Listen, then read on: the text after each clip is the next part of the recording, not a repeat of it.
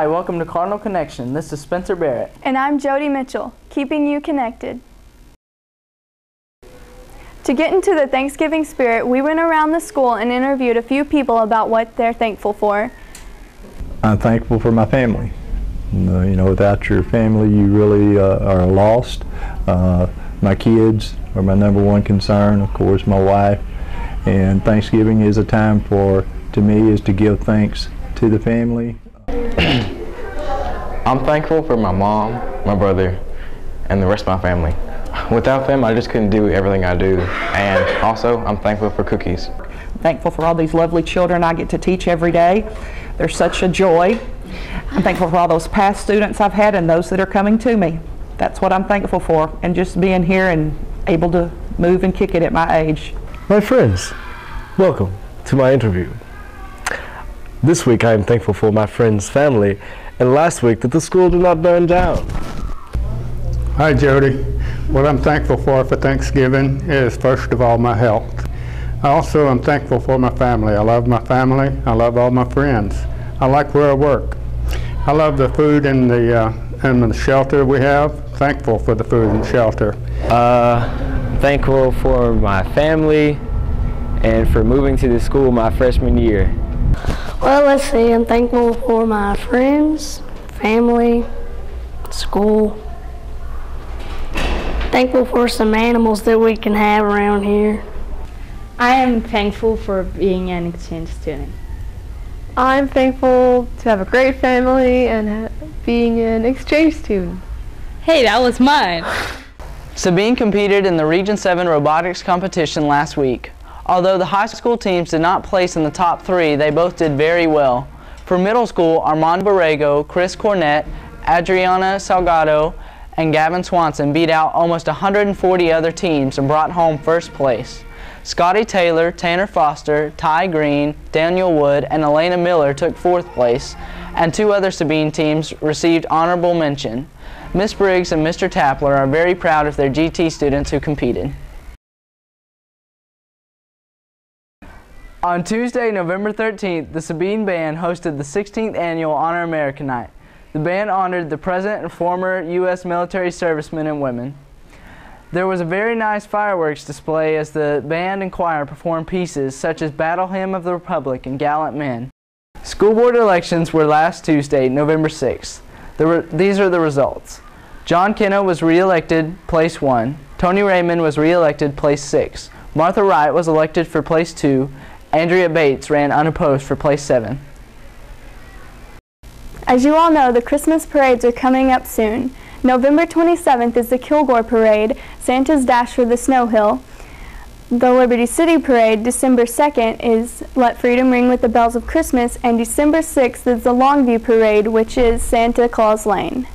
This week I went around school asking teachers for an interview about what they'd be doing over Thanksgiving break.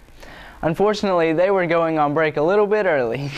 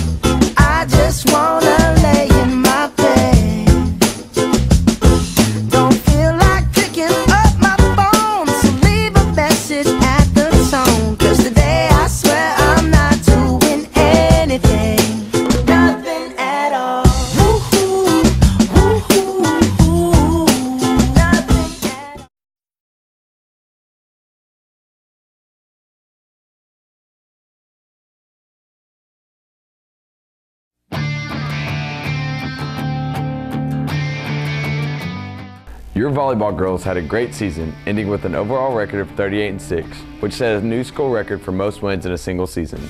They were district champs with an undefeated record of 14-0. They also won their area game and became area champs. Their season ended at the regional level, losing to a really good New Diana team, who they still competed well with.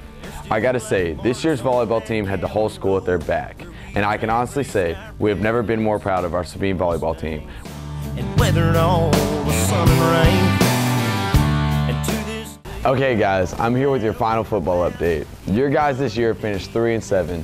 That's actually a really good year for Sabine Cardinal football. We're really proud of our seniors because during the offseason they put in the work it took to get this season done with. Next year we hope and look forward to an even better year. Just keep it rolling, Cardinals.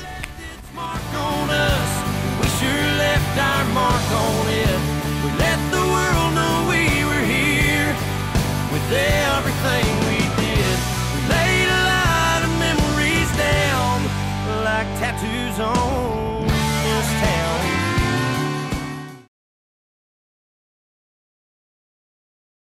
This week we interviewed Mr. Handorf about his new experiences as the new band director at Sabine. How has your first year at Sabine been so far? First year at Sabine thus far has been outstanding. The students are really, really good. The student body is excellent. You're doing an excellent job, by the way, in this class. Hi, Mom. I've really enjoyed working with the students here and the faculty as well. Administration has been very supportive and the community is excellent as well. And the band is improving greatly. How do you like the band? I love the band. They're phenomenal. In fact, I can only think of one word. I just love coming to work every single morning. It's a pleasure. I really enjoy my job. Each and every day I get to show up and I get to have a good time and teach students about music. It's fantastic.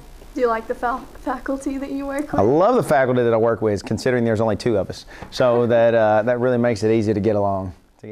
First National Bank of Liberty City is a hometown bank with a country flair. We are here to service the community with the best banking products available. Our employees have a total of almost 90 years banking experience, and we pride ourselves on our service to our customer and our community.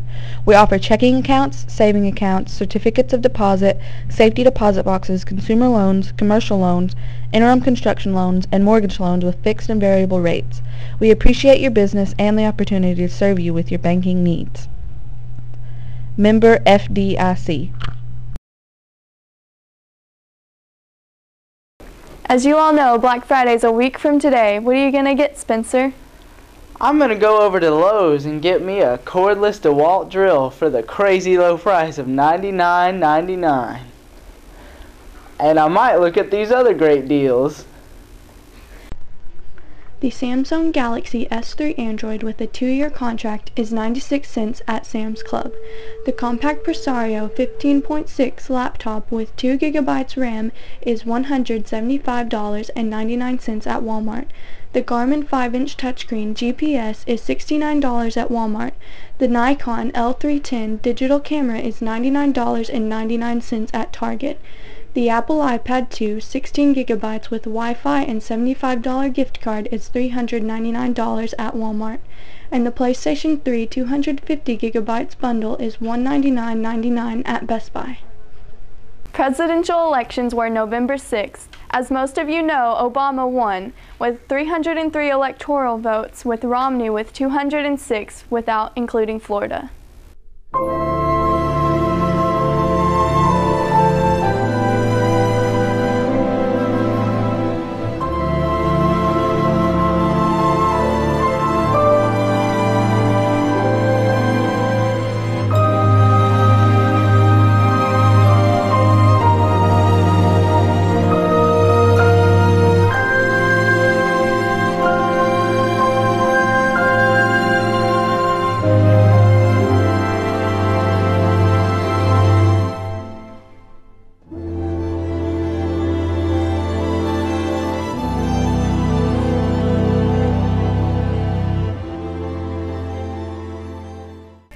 This has been Cardinal Connection. I'm Jody Mitchell. And I'm Spencer Barrett. Have a happy Thanksgiving.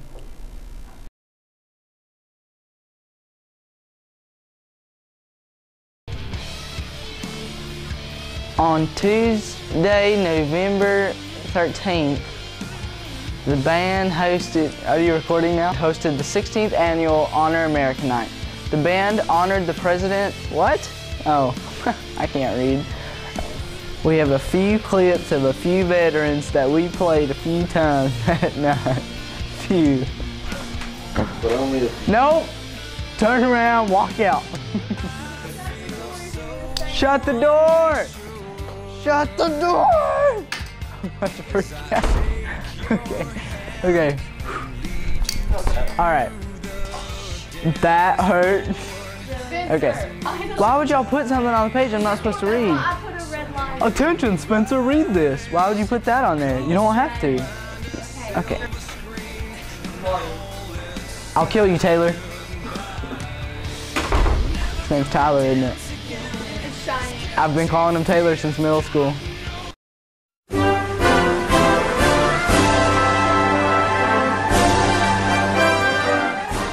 I joined the military, the Air Force, in May of 1970. I owed my country my allegiance, and the patriotism felt like that I should do it. Of course, the draft was involved at that time, so that had an influence also.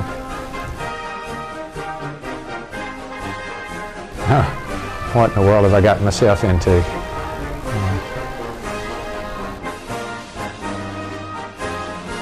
I was deployed overseas several times. I have been to Germany and Italy, Honduras, Korea.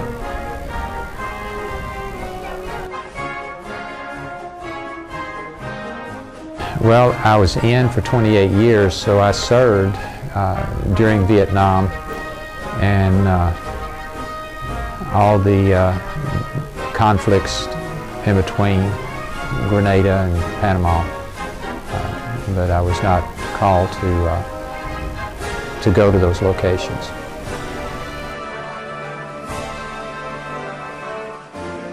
My last assignment was with civil engineers,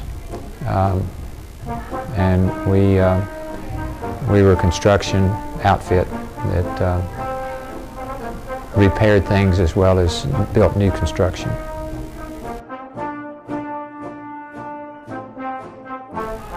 Well, in the old days, it was by payphone. You know, I would call and talk, you know, to family.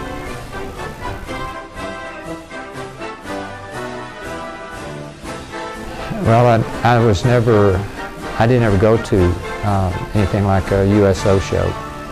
Where I was, we never had one. But we did entertain. On a military base, you have all kinds of activities. Of course, you have movie theaters, you have bowling and golf, and there's intramural or inter-squadron sports, you know, softball and things of that nature.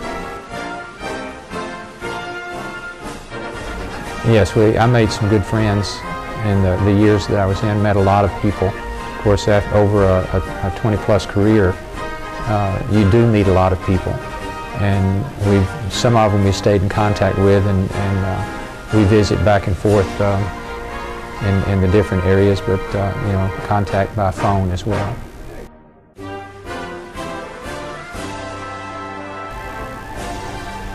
The base cutbacks finally caught up with the headquarters unit, and the civil engineer unit that I was in was in headquarters, and they cut our unit in half and offered an early retirement or a buyout program, and I qualified, so I accepted it.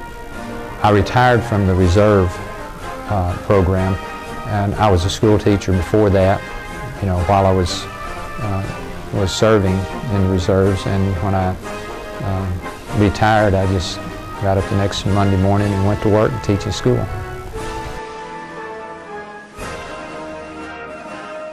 I'm 100% for the military. I'm in favor of supporting them in every way possible.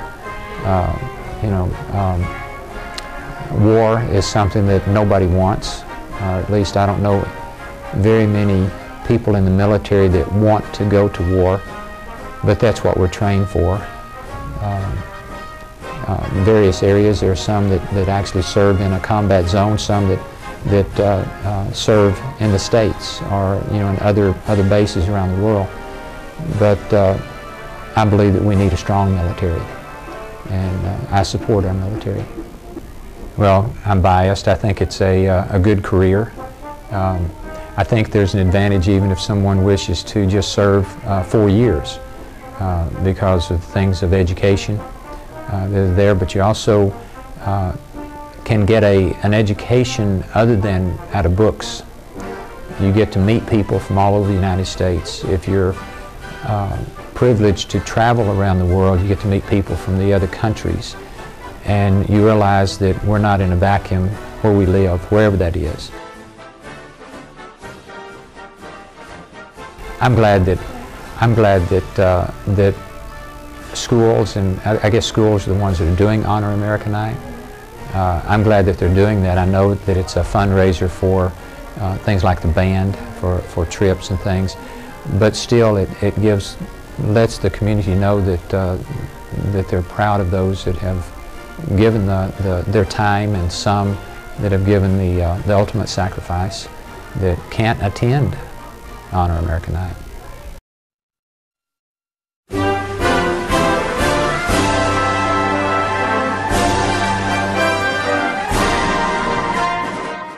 I enlisted. During 1968, the war was going really heavy, and I was between my junior and senior year of school, and I was having friends killed, and instead of going and finishing my senior year of school, I joined the military. I wanted to be a paratrooper. Don't we all? Yeah, total confusion. Hair getting ripped off your head, everybody standing on the lines. Quite interesting. It's things you don't forget. And 100 people you don't know. During that era, majority of the soldiers in the military were all first-termers, their first 3 years in service, to include drill sergeants, and all of them. Maybe some of them on their second term, but the training was excellent. It was a little unorthodox because of the lack of experience of the non-commissioned officers and the rookie officers. But it was a good, solid, heavy training program, and it got us ready, even though I was in pretty good shape before I left. A lot of the guys really hurting through the physical training.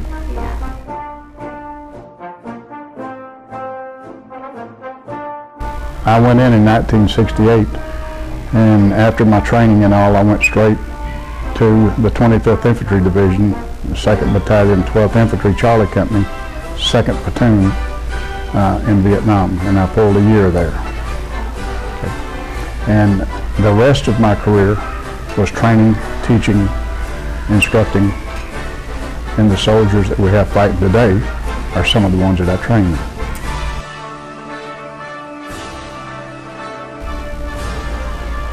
I went to my unit with 26 replacements, and 3 of us come home together. The rest of them were wounded or killed. In the year that I was there, we had 63 men killed in a 90-man infantry company.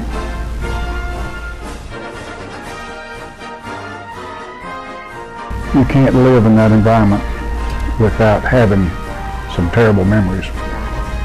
But the friendship that you gain, it can't be replaced.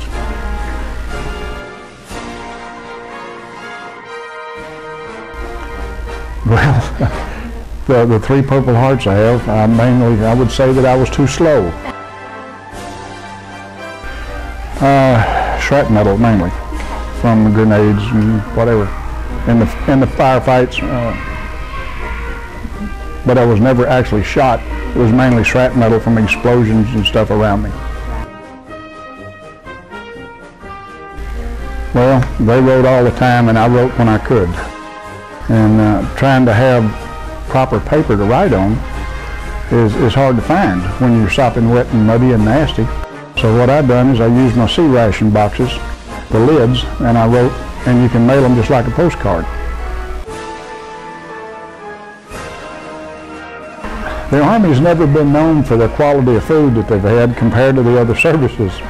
But we mainly, in the combat areas, we had, they tried to get us at least 1 hot meal a day if they could. Most of the time they were eating sea rations. And if we were back in a fire support base, then we'd have what they call hot A's. Well, they have what they call the donut dollies. And being in the forward fire support bases where we were at, once in a while, when things slacked up a little bit, a helicopter would fly in, and a couple of the donut dollies, or Red Cross girls, would get off, and some of the guys would sit around and play games, silly games. But it'd give them an opportunity to relax a little bit. But our entertainment truly was each other because of the different facets of our life, because we're from different places. And everybody thinks, you know, in my company, till today, they call me Tex. And they think of Texas as horses, Indians, cowboys. Right. And, you know, we discussed that in detail in their lives. From New York, they'd never been on, you know, they'd been in the city of New York all their life. It's interesting. Different cultures and different people. Oh, let's see. Of course, Vietnam, and then I was in Korea for a year on the DMZ, pulling border security, and I worked in the Division G3 Plans office, and we actually wrote the war plans there and also inspected the DMZ. By that time, I was a senior non-commissioned officer, and I'd done a lot of inspecting, like up on the DMZ. You know, the North Koreans right across 600 yards that way, and it's not a good place to be. There's people die up there. So we go up and make sure that the troops are given the things that they need, they're trained properly, and so forth. And I've got 7, 8 years in Germany, in Ellersheim, Ansbach, Grafenwehr, Hornsfeld, Weiflichen, East German border, Czechoslovakian border, pulling duties there. And pretty well that's it. Most of them, I pulled 12 years off and on in Fort Hood. That was my home assignment.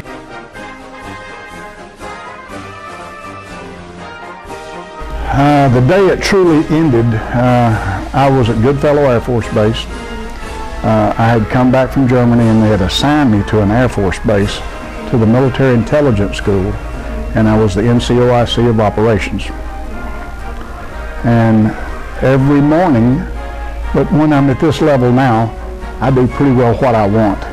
I've got things that I have to do, but I'm one of the head Indians, so I do what I want to do.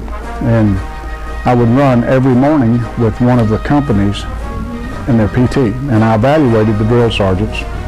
And I come back into my office, and one of my NCOs had the coffee pot going, and I put my feet on my desk and get a cup of coffee, and one knee was swollen up and the other one was swelling up. You lead, you don't follow. And when you get to the point that you can't lead, you don't need to be there. And so I called the personnel supervisor on the phone, and I says, put my paperwork in. He says, what do you mean? I says, put my paperwork in. He says, well, when do you want to retire? I says, now is fine. He put my paperwork in, and about 10 minutes later, I'm drinking a cup of coffee, and the colonel called. Sergeant, I need to talk to you over in my office just a second. I said, sir, I'm sopping wet and sweat. I just finished PT. He said, bring your coffee and come on over here. I need to talk to you. It's important. And when I went over there, in this whole battalion of training people, there's only 2 combat veterans in the place, and that's me and the colonel. Both of us wear CIBs, combat infantry badge. He says, sit down, sit down. He said, I heard something from PAC a while ago, personnel. I said, what? He says, you're fixing to retire. I said, you bet. He says, why would you do that? I said, it's my time. My time's over. I says, the people that stay around here and try to work when they're not 100%, they're strap hangers. They shouldn't be here. You lead from the front. You don't lead from behind. And it's time for me to go and let a young man have my job. And that's what we did.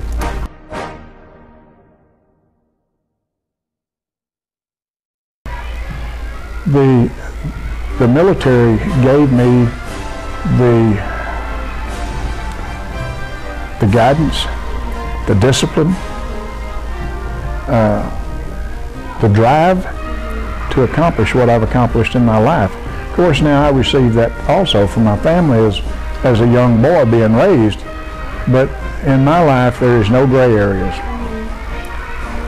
An almost truth is a lie with deception. It's either black or white, up or down, left or right. That's the way I live, and I don't have any tolerances for anything else. Of course, that falls right back to the military. That's the way the military is.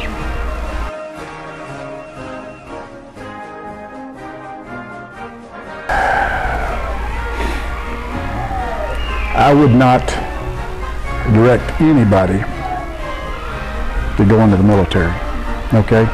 That is a choice that you have to make on your own, but what I can tell you, it's not a John Wayne movie, and it is